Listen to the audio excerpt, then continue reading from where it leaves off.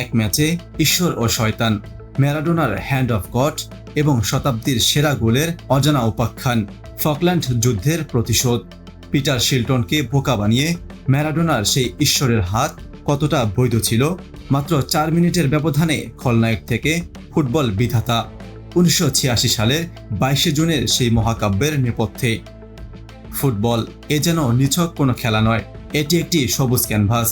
আর সেই ক্যানভাসে শত বছরেও এমন কোনো জাদুকরের জন্ম হয়নি যার নাম দিয়েগো আর্মান্দো ম্যারাডোনা।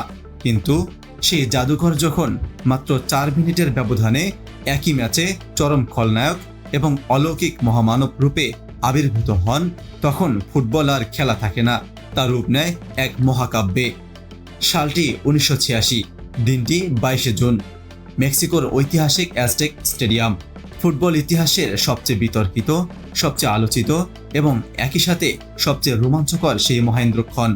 ফুটবলীয় ব্যাকরণ আর সমস্ত নিয়মকে রীতিমতো বৃদ্ধাঙ্গুলি দেখিয়ে এক ক্ষণজন্মা প্রতিভার হাত দিয়ে গোল করার সেই অবিশ্বাস্য গল্প, যা আজ পুরো বিশ্ব চেনে হ্যান্ড অফ গড বা ঈশ্বরের হাত নামে। কি ঘটেছিল সেদিন অ্যাজটেক স্টেডিয়ামে? পিটার শিলটনের মতো বিশ্বসেরা গোলরক্ষককে কিভাবে বোকা বানিয়েছিলেন 5 ফুট 5 ইঞ্চির এক খুদে জাদুকর? আর কেনই বা এই একটি ম্যাচকে ঘিরে মেক্সিকোর বাতাসে বারুদের গন্ধ ভাসছিল? আসুন 1986 বিশ্বকাপের সেই মেগা থ্রিলার এবং ম্যারাডোনার অমর রূপকথার নিখুঁত ময়নাতদন্ত করি। সেদিন মেক্সিকোর অ্যাজটেক স্টেডিয়ামে যা হচ্ছিল তা কেবল ফুটবলীয় শ্রেষ্ঠত্বের লড়াই ছিল না, এর পেছনে ছিল এক ভয়ঙ্কর রাজনৈতিক বারুদ। সময়টা একটু পিছিয়ে নেওয়া যাক। 1982 সাল, ফকল্যান্ড দ্বীপের দখল নিয়ে আর্জেন্টিনা এবং যুক্তরাজ্যের মধ্যে বেজে ওঠে যুদ্ধের দামামা। সেই রক্তক্ষয়ী ফকল্যান্ড যুদ্ধে ব্রিটিশদের অত্যাধুনিক সামরিক শক্তির কাছে চরম পরাজয় বরণ করতে হয় আর্জেন্টিনাকে। যুদ্ধে হারের সেই ক্ষত 1986 সালেও দগদগে ছিল প্রতিটি আর্জেন্টাইনের হৃদয়ে। আর সেই ব্রিটিশদের সাথে যখন বিশ্বকাপের কোয়ার্টার ফাইনালে দেখা হলো, তখন আলবিসেলেস্তেদের মনে জ্বলছিল চরম প্রতিশোধের আগুন। খেলোয়াড়দের চোখে মুখে ছিল এক অদ্ভুত হিংস্রতা। মাঠের এই 90 মিনিটের লড়াই সেদিন আক্ষরিক অর্থেই রূপ নিয়েছিল এক অঘোষিত যুদ্ধক্ষেত্রে।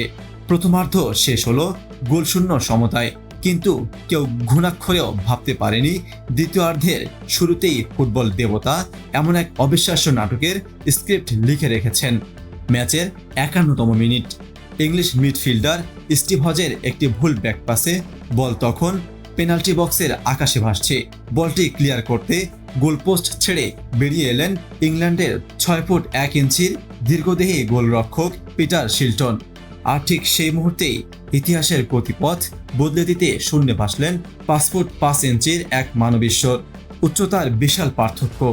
শিলটনের হাতের আগে ম্যারাডোনার মাথার নাগাল পাওয়া আক্ষরিক অর্থেই অসম্ভব ছিল। কিন্তু ম্যারাডোনা মাথা নয়, পুরো বিশ্ব এবং রেফারির চোখকে ফাঁকি দিয়ে তার বাঁ হাতটি আলতো করে ছুঁয়ে দিলেন ফুটবলে। বল জড়ালো জালে। পুরো অ্যাজটেক স্টেডিয়াম কয়েক সেকেন্ডের জন্য স্তব্ধ। ইংলিশ খেলোয়াড়রা পাগলপ্রায় হয়ে ছুটে গেলেন তিউনিসিয়ান রেফারি আলী বিন নাসেরের দিকে। তারা চিৎকার করে হ্যান্ডবলের দাবি জানাচ্ছিলেন, কিন্তু না, রেফারির বাঁশি বাজল গোলের পক্ষে। ফুটবল মাঠে জন্ম নিল ইতিহাসের সবচেয়ে বড় এবং শৈল্পিক চাতুর্য। ম্যাচ শেষে সংবাদ সম্মেলনে ম্যারাডোনা এক মুচকি হাসি দিয়ে বলেছিলেন সেই অমর বাক্যটি, গোলটি কিছুটা ম্যারাডোনার মাথা দিয়ে আর কিছুটা ঈশ্বরের হাত দিয়ে হয়েছে। ফুটবল বিধাতা হয়তো চাতুর্যের এই জয় দীর্ঘক্ষণ সইতেন না, যদি না ঠিক 4 মিনিট পর ম্যারাডোনা তার পায়ের সেই ঈশ্বর প্রদত্ত জাদু না দেখাতেন। হাত দিয়ে করা গোলের সেই কলঙ্ককে ধুয়ে মুছে দিতেই যেন মাত্র 4 মিনিটের ব্যবধানে ম্যারাডোনা জন্ম দিলেন শতাব্দীর সেরা গোলের। ম্যাচের 55তম মিনিট, নিজেদের অর্ধে বল পেলেন ম্যারাডোনা।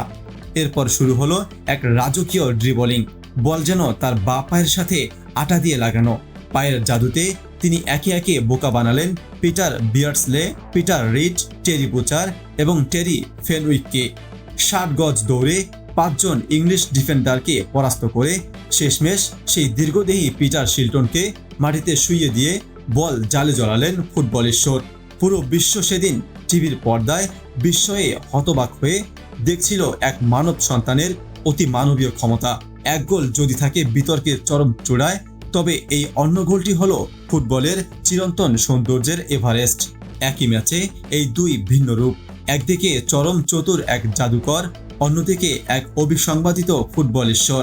এই তো ম্যারাডোনার সেই হ্যান্ড অফ গড ফুটবলকে যেমন কলঙ্কিত করেছে, তেমনি ফুটবলকে উপহার দিয়েছে এক অমর রূপকথা।